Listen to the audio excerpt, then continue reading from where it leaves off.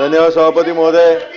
खरं तर ही जी लक्षवेधी आहे ही सभापती महोदय इंटरनेट श्राप आहे की वरदान असा एक प्रश्न निर्माण करणारे आहे. खरं तर विरोधी पक्षांनी पण या लक्षवेधीमध्ये सहभागी व्हावं अशी माझी अपेक्षा आहे.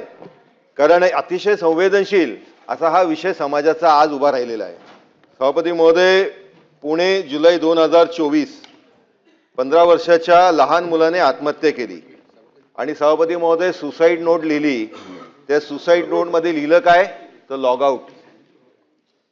सभापती महोदय, मुंबई आरे कॉलनी 2025 जून महिन्याच्या 14 वर्षाची लहान मुलगी आत्महत्या करते.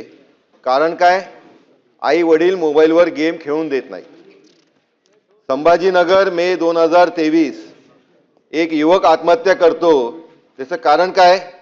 तर एका गेमिंग ॲपवर तो 3.5 लाख रुपये हरतो. सभापती महोदय, ही एक एडिक्शन जी आहे गेमिंगच्या संदर्भातली ही कुठेतरी थांबवली पाहिजे. याच्याबद्दल एक आळा घालण्यासाठी शासनाने IT कायद्याच्या अंतर्गत काही कडक कारवाई करणं हे अपेक्षित आहे. उत्तरामध्ये टास्क फोर्स आपण गठीत केलेली आहे. टास्क फोर्समध्ये काय काय त्या टास्क फोर्सनी अभ्यास करण्याचे जे हेड्स दिले त्या दृष्टिकोनाने निश्चितपणे शासन कारवाई करेल. पण सभापती महोदय, माझं पुढे जाऊन याच्यामध्ये मागणी अशी आहे की हे जे गेमिंग ॲप्स बनवतात हे गेमिंग ॲप्स बनवणारेच लोक खरं तर विकृत आहेत आणि या विकृत मानसिकतेला कुठेतरी आळा घालणं गरजेचं आहे. हे या मुलांना गेमिंग ॲप्सच्या माध्यमाने आत्महत्या करण्यासाठी त्या तिकडे प्रवृत्त करतात आणि त्याच्यामुळे या लोकांवरती आपण गुन्हा नोंदवून याच्यामध्ये आपण कडक सेक्शन्स घालून कारवाई करणं ही सभापती महोदय अपेक्षित आहे. आणि त्याच्यामुळे नुसतं बॅन करून सभापती महोदय चालणार नाही. आपल्याला यांना बॅन केलं की हे काय करतात की दुसऱ्या कुठल्या तरी नावाखाली मग हाच गेमिंग ॲप आणतात. ब्लू व्हेलचं नाव होतं तर तो आता मग ब्लॅक व्हेल करतील, मग कुठलं तरी वेगळं नाव करतील. यांच्यावरती सभापती महोदय अबेटमेंट टू सुसाईड हा जो IPCचा सेक्शन 306 आणि आत्ताचा 108 BNS याच्या अंतर्गत आपण कारवाई करणार का? त्यांच्या या मुलांच्या या तरुणांच्या आयुष्याची सुवर्ण सकाळ होत असताना त्यांना मृत्यूचे काळेकुट्ट अंधार हे ओढावून घेण्यासाठी जो ते निर्णय घेत आहेत हे निर्णय घेण्यास हे गेमिंग प्लॅटफॉर्म्स भाग पाडत आहेत. गाझियाबादमध्येही आत्ताच 2026च्या याच वर्षी सुरुवातीला 3 बहिणींनी एकत्र आत्महत्या केली.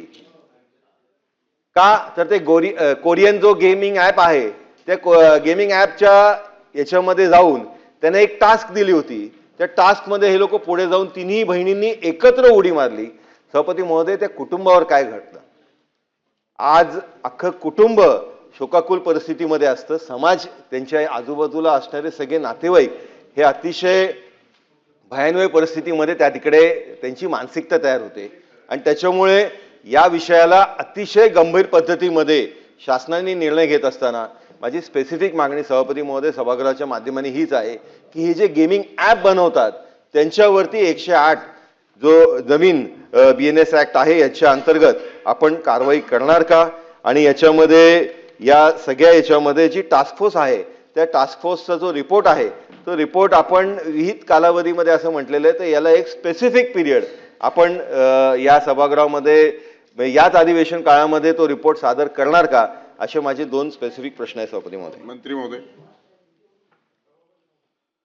सभापती महोदय, सन्माननीय सदस्य निरंजन डावखरे आणि सन्माननीय अन्य सदस्य आणि आपण दुसरी लक्षवेधी 6 ती याच्यावर क्लब केले ते सन्माननीय सदस्य संजय किणेकर यांनी जो उपस्थित केलेला प्रश्न अतिशय गंभीर प्रश्न आणि मला असं वाटतं की आपण आज सदनात प्रश्न उपस्थित करून खऱ्या अर्थाने जे भूमिका मांडली ती खऱ्या अर्थाने सगळ्यांची चिंतेची बाब आहे. सभापती महोदय, उत्तरामध्ये आम्ही स्पष्टच म्हटले की या सगळ्या गोष्टीवर सरकार गंभीर आहे, नंबर 1. नंबर 2, आपल्याला ही समजून घ्यायला लागेल की या सगळ्या बाबतीमध्ये इन्फॉर्मेशन टेक्नॉलॉजी IT हा विषय जो आहे आपल्या भारताच्या संविधानामध्ये रेसिड्युअरी सब्जेक्ट म्हणजे जो कंकरंट नाही, जो केंद्र सरकारचा नाही, जो राज्य सरकारचा नाही आणि चौथ्या कॅटेगरीमध्ये असा रेसिड्युअरी मधल्या ह्याचा भाग असल्यामुळे the Parliament has exclusive power to make the laws on matters not listed in Union, state and concurrent list. म्हणून रेसिड्युअरी पॉवरमध्ये असल्यामुळे या विषयामध्ये भारताच्या संविधानात आणि केंद्र सरकारला कायदा करण्याचा अधिकार आहे. सभापती महोदय, म्हणून आपण इथे शांत बसणार आहोत का? तर नाही. आपण केंद्र सरकारला, कायद्याला, राज्य सरकारच्या सूचना देणं आवश्यक आहे का? तर विषयाचं गांभीर्य बघता, कारण आपण या ठिकाणी सन्माननीय सदस्यांनी जुलै 2025ला पुण्याची घटना, जून 2025ला आरे इथली घटना, मे 2023 मधल्या घटना, गाझियाबादची घटना, या सगळ्या घटना सांगितल्या आणि आपल्याला याची कल्पना आहे. आणि आपण हे मानतोच की ज्या पद्धतीने अल्पवयीन मुलांमध्ये समाज माध्यमांचा एक वापर वाढला आहे.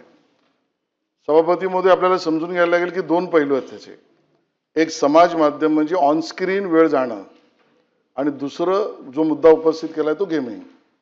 आणि या दोन्हीचा परिणाम जो दिसतो त्यामध्ये आपल्या सगळ्यांना लक्षात असं आलंय, खरं तर आपल्या काय केंद्रीय वित्त मंत्रालयाच्या आर्थिक सर्वेक्षण अहवालामध्येच लक्षात आलंय की या सगळ्यामुळे होणारे परिणाम हे लहान मुलांवर इतके भयंकर आहेत की ज्याचा एक पैलू म्हणजे जसं मानसिक त्यांचा आजार, एकाकीपणा, एका अर्थाने मानसिक विकलांग स्थितीपर्यंत जाण्याची सुरुवात, इतक्या सगळ्याबरोबर आपल्या आर्थिक सर्वेक्षण अहवालात ही म्हटलंय की यामुळे त्यांची प्रॉडक्टिव्हिटी, उत्पादकता, एकाग्रता याच्यावर परिणाम होऊन त्याचा भारतीय अर्थव्यवस्थेवर सुद्धा परिणाम होईल इथपर्यंतची याची पूर्ण व्याप्ती खरं तर वाढलेली आहे. आणि म्हणून या सगळ्या विषयाचं गांभीर्य बघून तातडीने ज्यावेळेला भारतीय सर्वेक्षण अहवाल आला, बरोबरीने या संदर्भामधल्या विविध संस्था म्हणजे वर्ल्ड हेल्थ ऑर्गनायझेशन असेल, या सगळ्या संस्थांचा असलेला रिपोर्ट बघता आपण एक टास्क फोर्स 2 फेब्रुवारी 2026ला स्थापन केला. आणि टास्क फोर्समध्ये आपण सर्व स्टेक होल्डर्स म्हणजे मानसोपचार तज्ज्ञांपासून, IT एक्सपर्ट्सपासून, खाजगी व्यवसायापासून, पोलीस यंत्रणांपासून या विषयातल्या तज्ज्ञांचं एक टास्क फोर्स करण्याचं आपण ठरवलं. आणि त्याच्यामध्ये अल्पवयीन मुलांमधील समाज माध्यमाचे वापराचे स्वरूप व प्रमाण, मानसिक, शारीरिक व शैक्षणिक परिणाम, डिजिटल जाहिराती व ऑनलाईन प्लॅटफॉर्मचा प्रभाव, राष्ट्रीय व आंतरराष्ट्रीय नियामक चौकटीचा अभ्यास, आवश्यक कायदेशीर, तांत्रिक व प्रशासकीय उपाययोजना या सगळ्याचा विचार करून एक टास्क फोर्स आपण स्थापन केलंय की जे टास्क फोर्स आपल्याला अहवाल देईल अशा पद्धतीचा निर्णय आपण घेतलेला आहे. सन्माननीय सदस्यांनी प्रश्न उपस्थित केला की टास्क फोर्स 2 प्रश्न उपस्थित केले. टास्क फोर्स कालमर्यादा देणार का? सभापती महोदय, उत्तर होय असं आहे. पुढच्या अधिवेशनाच्या अगोदर टास्क फोर्स आपलं काम पूर्ण करेल. केंद्र सरकार, राज्य सरकार केंद्र सरकारशी त्या विषयात संपर्क करेल आणि कालमर्यादामध्ये पुढच्या अधिवेशनाच्या आधी पूर्ण कारवाई करेल. नंबर 1. नंबर 2, त्यांनी प्रश्न उपस्थित केला आणि सांगितलं की बाबा यातले जे गेमिंग ॲप आहेत त्या गेमिंग ॲप करणाऱ्यांची मानसिकता यावर त्यांनी प्रश्न उपस्थित केलाय. आणि त्या संदर्भामध्ये आपल्या BNSच्या कायद्यातल्या 108 खाली त्यांच्यावर अबेटमेंट टू सुसाईड करता येईल का? सभापती महोदय, असा प्रश्न उपस्थित केलाय. त्याचं उत्तर मी आता एवढंच देईन की याच्याबद्दल लॉ अँड ज्युडिशरीचं मत घेऊन पुढची कारवाई केली आहे.